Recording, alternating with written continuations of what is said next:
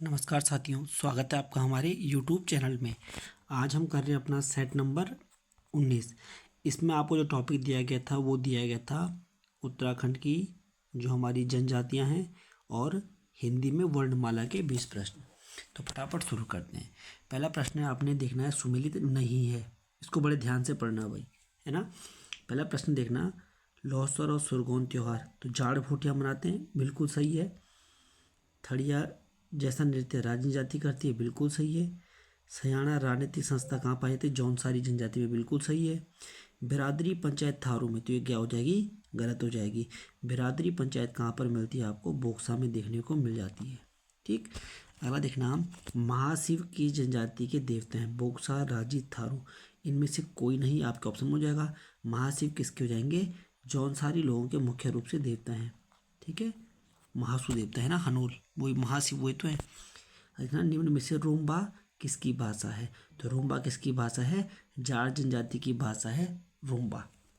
ठीक है, जौनसारी जनजाति की दो उपबोलियां हमको मिलती हैं, कौन कौन सी? एक मिलती है बाबरी, जौनसारी जनजाति की उपबोलियों की बात कर रहा हूँ मैं, एक बाबरी मिलती है, एक मिलती है कंडवाणी। कौन सी? कंडवाणी। ठीक। पेपर में प्रश्न आया था कि जो जौनसारी जनजाति है इनकी लिपि क्या है, तो लिपि कौन सी है इनकी? जौनसारी जनजाति की लिपि याद रखना, बगोई, बगोई, ये बगोई या सांचा, ये क्या है? जौनसारी जनजाति की लिपियां हैं दोनों, बगोई और सांचा। ठीक हो गया। चलो, राज्य की भाषा क्या होती है? तो राज्य की भाषा मुंडा होती है, ये आपको पता होगा। अगला प्रश्न देखना, जौनसारी जनजाति में कितने प्रकार का विवाह मिल जाता है? तो जौनसारी जनजाति में आपको 3 प्रकार का विवाह मिल जाता है, बाजदिया, बेबाकी और बोईदोत की। बाजदिया, बेबाकी और बोईदोत की। सबसे बढ़िया कौन सा होता है? बाजदिया। चीन युद्ध 1962 के पूर्व कौन सी जनजाति तिब्बत से व्यापार करती थी? तो सबको पता है इसका आंसर, भूटिया जनजाति व्यापार करती थी। ठीक है, चलिए अगला प्रश्न है, भूटिया जनजाति के लोगों द्वारा दूध, मक्खन, चाय पत्ती आदि के मिश्रण से निर्मित पेय क्या कहलाता है? क्या कहलाता है? ज्या। ठीक है, ज्या उसको कहते हैं। अगला देखना, निम्न में से सुमेलित नहीं है। गौण संस्कार किसमें पाया जाता है? भूटिया में, बिल्कुल सही है। बुज्जा, बुज्जा क्या होती है? कल्पित आत्माएं होती है ना, उनकी पूजा कौन सी जनजाति के लोग करते हैं? तो बोक्सा जनजाति के लोग करते हैं। ठीक हो गया, तो ये गलत था। देखना, वनों में निवास करने वाली राज्य जनजाति अपने निवास स्थानों की कहती है, अपने निवास स्थानों कहती है वो रोहत्योड़ा।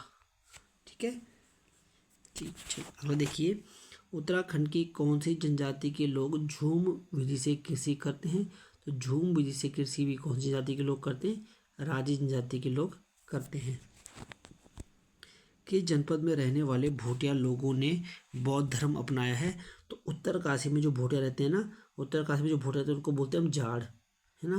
तो जाड़ों ने किसको अपनाया है? बौद्ध धर्म को अपनाया है। बाकी सारे भूटिया हिंदू धर्म को अपनाते हैं। उत्तराखंड में जौनसारी जनजाति की सामाजिक व्यवस्था के संदर्भ में कौन सा कथन सही नहीं है? इनमें पितृसत्तात्मक संयुक्त परिवार की व्यवस्था है, बिल्कुल ठीक है। स्त्रियां एक से अधिक विवाह कर सकती थी, को प्राचीन समय में ये वाली बातें हुआ करती थी, अब तो ऐसा है नहीं, पर लेकिन ये भी सही होगा। समाज में स्त्रियों की दशा निम्न स्तर की है, ये गलत हो जाएगा। स्त्रियों की स्थिति भी क्या थी वहाँ पर? सामान्य है या पुरुषों के समान अधिकारों को मिले हुए, तो तीसरा वाला गलत हो जाएगा। बाजिया सबसे शान शौकत का विवाह है, बिल्कुल सही है। बोक्सा जनजाति में प्रचलित विदाद्री पंचायत का सर्वोच्च अधिकारी क्या कहलाता था? सर्वोच्च अधिकारी कहलाता था आपका तख्त।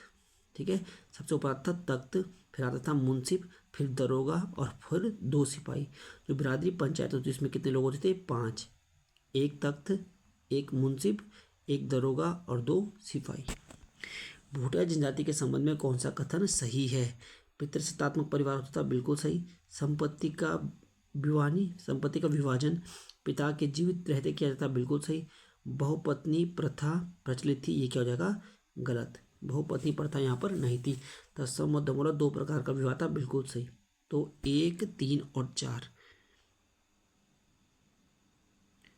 कौन सा कथन सही है?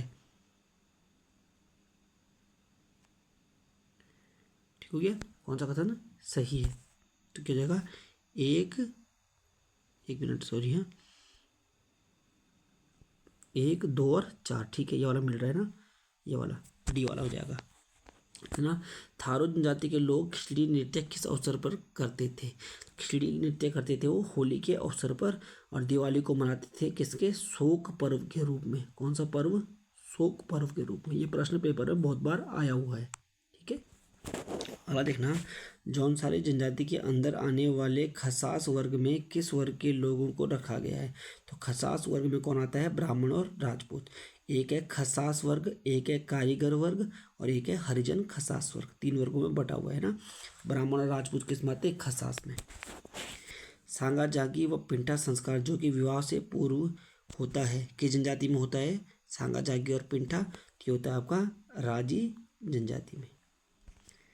भोटिया जनजाति की किस वस्तु को 2021 में जीआई टैग प्रदान किया गया था? तो आपका भोटिया जो दन था, इसको जीआई टैग मिला था। भावरी, कुमैया, रचो भैंसी किसकी भाषा है ये? तो ये बोक्सा जनजाति की भाषाएं हैं, ठीक है। बोक्सा जनजाति के संबंध में सही कथन का चुनाव करें। देहरादून में रहने वाले बोक्सा को बुक्साट कहते हैं, बिल्कुल गलत। बुक्साट तो बोक्साओं का आवास को कहते हैं। देहरादून में कौन से बोक्सा रहते हैं? उनको बोलते हैं मेहर। सर्वप्रथम चंपावत में बसे थे, बिल्कुल सही है। चामुंडा देवी इनकी सबसे बड़ी देवी है, बिल्कुल सही है। बुज्जा की पूजा करते हैं, बिल्कुल सही है। 2, 3, 4 ऑप्शन नंबर बी सही हो जाएगा। 20वां क्वेश्चन देखना, निम्न में से सुमेलित नहीं है। भोटिया खस राजपूत बिल्कुल सही है। बोक्सा पंवार राजपूत बिल्कुल सही है। थारू कोल वंशज मानते हैं अपने आप को, कोल किरात नहीं। थारू क्या मानते हैं आपको? सिर्फ किरात वंशी मानते हैं, कोल किरात नहीं मानते, बल्कि सिर्फ किरात वंशी महाराणा प्रताप का वंशज मानते हैं थारू, कोल के वंशज नहीं मानते, ठीक। अगला देखना, सुमेलित है। जौनसार क्षेत्र के आधुनिक कवि रतन सिंह, तो क्या हो जाएंगे? बिल्कुल आधुनिक कवि कौन है? रतन सिंह है। तो ये सुमेलित है तो पहला ही सही सुमेलित हो गया। जौनसार क्षेत्र में राजनीतिक जागरूकता का जनक भाव सिंह चौहान को नहीं बोलते, बल्कि किसको बोलते हैं? गोविंद सिंह को बोलते हैं, ठीक हो गया। हाँ, फादर ऑफ जौनसार हो जाएगा भाव सिंह आपका।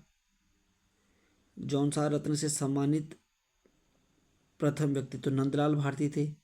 केदार सिंह क्या हो जाएंगे वहाँ पर? तो केदार सिंह तो इनके क्या थे? प्रथम समाज सेवी थे। और पंडित शिवराम क्या थे? प्रथम कवि थे, ठीक है। कौन सी जनजाति समूह अपने आप को राणा प्रताप का वंशज मानते? तो मैंने आपको बताया, थारू जनजाति के लोग हैं, अपने आप को क्या मानते हैं? महाराणा प्रताप का वंशज मानते हैं। वीर केसरी मेला चौलीथात में कब लगता है? 3 मई को ये मेला चौलीथात में आयोजित होता है। हाँ, 1 नवंबर 1920 को क्या हुआ था?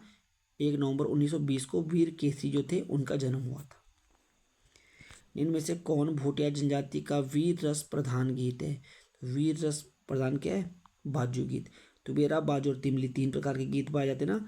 तिमली तो समाज सेवा का भाव इसमें रहता है, ठीक है। बाजू भी रस प्रधान है, और तुबेरा क्या हो जाएगा? रस प्रधान हो जाएगा, रस प्रधान, ठीक।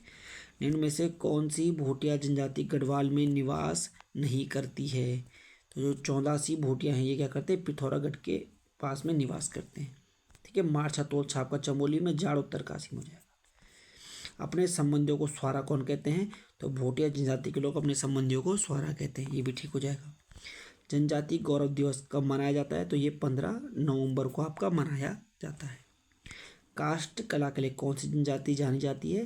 तो राजी जनजाति जानी जाती है। जनसंख्या की दृष्टि से कुमाऊं क्षेत्र का सबसे बड़ा जनजातीय समुदाय कौन सा? कुमाऊं का बोल रहा है थारू, उत्तराखंड का भी कौन है? थारू ही है। भूमियाल देवता की पूजा कौन सी जनजाति के लोग करते हैं? आंसर हो जाएगा भोटिया जनजाति के लोग। अब देखते हैं हिंदी के प्रश्न। ए के उच्चारण स्थान का नाम क्या है? तो ए बनता है क्या है? ए बनता है अ प्लस ई से, अ निकलता है कंठ से, ई निकलता है तालु से। तो कंठ तालु कहाँ पर लिखा हुआ है? ऑप्शन नंबर डी में कंठ तालु, ठीक है। किन ध्वनियों को अनुस्वार कहा जाता है? तो जो स्वर ध्वनि के बाद आने वाली नासिक ध्वनि है उसको अनुस्वार कहते हैं। अनुस्वार बोलते हैं हम अंग को। अंग कब आता है? स्वर ध्वनियों के बाद। अ आ ई उ री ए आई ओ औ, ये स्वर हैं, उसके बाद क्या आता है? अंग आता है, तो उसको अनुस्वार कहते हैं, ठीक। किस क्रम में ई स्वर का सही उच्चारण स्थान है? ई क्या होता है? ई बोला जाता है तालु से, ठीक। इनमें से कौन सा वृत्तमुखी स्वर है? तो वृत्तमुखी तो ओ भी है, ओ भी है, ओ भी है। तो इस प्रश्न में आपने आपको बोनस मार्क दे देना। यहाँ पर क्या होना चाहिए था? कौन सा अवृत्तमुखी है? अवृतमुखी कौन सा है? आ। ठीक हो गया। आ मतलब इसमें ऊ, ओ, औ, इनमें क्या बनता है? मुंह में, हमारे ओंठों में वृत्त टाइप का बनता है। आ जब हम करते हैं तो मुंह क्या होता है? पूरा खुलता है। आ, ओ, है ना, इस तरह से आ बोलेंगे। जब ई ये बोलेंगे तो इस तरह से मुंह खुलेगा। किस क्रम में पश्च स्वर है? पर देखो, पश्च स्वर 3 प्रकार के स्वर होते हैं ना। एक होता है मध्य स्वर, मध्य, एक होता है आपका पश्चात और एक होता है अग्र। ठीक है, देखो मध्य में आता है अ, इसको हमेशा लिख के याद करना, मैंने आपको बोला भी है। मध्य स्वर में लिखना अ, उसके बाद क्या करना? पश्चिम में लिखना अ के बाद क्या आता है? आ। अग्र में लिखना ई और पश्चिम में लिखना ऊ। अग्र में लिखना ए आई, पश्चिम में लिखना ओ औ। इस प्रकार से होता है। बोला किस पश्च स्वर, तो पश्चिम में क्या आता है? आ आता है। ठीक हो गया। और क्या आता है? ऊ आता है। तो यहाँ पर आ रहा है ऊ, तो ऊ क्या हो जाएगा? पश्च स्वर हो जाएगा। सिर्फ लिखना आना चाहिए। देखो मध्य में लिखना अ, फिर आप नीचे, फिर ई अग्र में, ओ पश्चिम में, ए आई अग्र में, ओ औ पश्चिम में। इस प्रकार से लिखा जाता है। ठीक। जिन स्वरों के उच्चारण में मुंह सबसे कम खुलता है, तो मुंह जिनके उच्चारण में सबसे कम खुलेगा उन्हें क्या बोल देंगे हम लोग? अच्छा, मुंह क्या बोल रहे हैं? जिन स्वरों के उच्चारण में मुंह सबसे कम खुलता है, तो मुंह सबसे कम खुलता है मतलब उन्हें क्या बोलेंगे हम लोग? समृद्ध स्वर। ठीक हो गया। एक होता है समृद्ध स्वर। समृद्ध स्वर में क्या होता है? मुंह बिल्कुल कम खुलता है। विपरीत स्वर में क्या बोलेगा? मुंह पूरा विस्तार से खुलेगा, जैसे आ बोलेंगे। ठीक। निम्नलिखित में से अर्धस्वर कौन सा है? अर्धस्वर किसको बोलते हैं? य और व, इन दोनों को अर्धस्वर बोला जाता है। किस शब्द में री नहीं है? तो आपको पता है आज में री नहीं है। हिंदी वर्णमाला में अंग और अह क्या कहलाते हैं? अंग और अह को बोलते हैं अयोगवा, जिसमें अंग को बोलते हैं अनुस्वार, अह को बोलते हैं विसर्ग, लेकिन दोनों क्या हैं? अयोगवा हैं। भाषा विज्ञान की दृष्टि से ऊ किस प्रकार का है? देखो, ऊ किस में आता है? पहले पश्च स्वर में आता है। और ऊ, जब आप ऊ बोलोगे तो क्या बनता है? वृत्त बनता है। तो ऊ किस में आता है? समृद्ध में आता है। ठीक है। निम्न में से कौन सा, देखो अगर आपको ये समृद्ध, विवृत, अग्र, मध्य, पश्च स्वर नहीं आ रहे ना, तो चैनल पे एक वीडियो पड़ा हुआ है वर्णमाला का, उसको जरूर पढ़ना, आपको बिल्कुल हिंदी पूरी समझ में आएगी। ठीक है। निम्न में से महाप्राण वर्ण है, तो आपको पता है क्या होता है? पहला, तीसरा और पांचवा क्या होते हैं? महाप्राण होते हैं। ठीक हो गया। सॉरी, पहला, तीसरा, पांचवा अल्पप्राण होते हैं, दूसरा चौथा महाप्राण होते हैं। देखो थ क्या हो जाएगा? महाप्राण। क तो अल्पप्राण है। ठीक है। अघोष वर्ण कौन सा है? अब पहले के 2 होते हैं अघोष, लास्ट के 3 होते हैं सघोष। ठीक। और सारे स्वर क्या होते हैं? सघोष होते हैं। और ह भी क्या होता है? सघोष होता है। तो सौ लेकिन क्या होते हैं? ये अघोष होते हैं। ठीक। हिंदी वर्णमाला में अक्षरों का क्रम किसके बाद है? तो अक्षर कैसे लिखते हैं? क प्लस सौ लिखते हैं ना। तो इसलिए जो अक्षरों का क्रम है, ये छ के बाद कभी मत करना। अक्षर का क्रम आता है क के बाद, क के बाद। इनमें कौन सी देवनागरी की वर्ण ध्वनि नहीं है? देवनागरी वर्ण ध्वनि कौन सी हो जाएगी? गिरिवा ध्वनि हो जाएगी। ढ कहता है ट ठ ड ढ, तो ट वर्ग का चौथा होता है। इनमें से कौन सा वर्ण स्त्रीलिंग नहीं है? तो ई और री स्त्रीलिंग होते हैं, बाकी सारे पुल्लिंग होते हैं। ठीक। व्यंजन वर्गीकरण की दृष्टि से ल व्यंजन किस वर्ण में रखा गया है? देखो, ज, ल, र, स और न, इनको रखा गया है वत्सर्य वर्ण की सूची में। जल रसन को छ कैसे बनता है? मैंने आपको बता दिया, क प्लस स से। निम्न में से कौन सा वर्ण उच्चारण की दृष्टि से दंत्य नहीं है? तो दंत्य आपको पता है, देखो क्या लिखना है? KTM 2। ठीक है। क वर्ग, च वर्ग, ट वर्ग, त वर्ग और प वर्ग। ठीक है। के से मतलब कंट्य, त से मतलब तालव्य। ठीक है। मूर्धन्य होता है ट वर्ग, दंत्य होता है त वर्ग। त थ द ध न, तो ट क्या होता है? मूर्धन्य होता है। ठीक है। हिंदी शब्द वो छ 2 बार क्वेश्चन आता है, छ किसके बाद आएगा? क के बाद करना है। ठीक है। आज के पेपर में इतना ही। आपके आंसर क्वेश्चन कितने बन रहे हैं, कितने नंबर बन रहे हैं, जरूर कमेंट करें। धन्यवाद।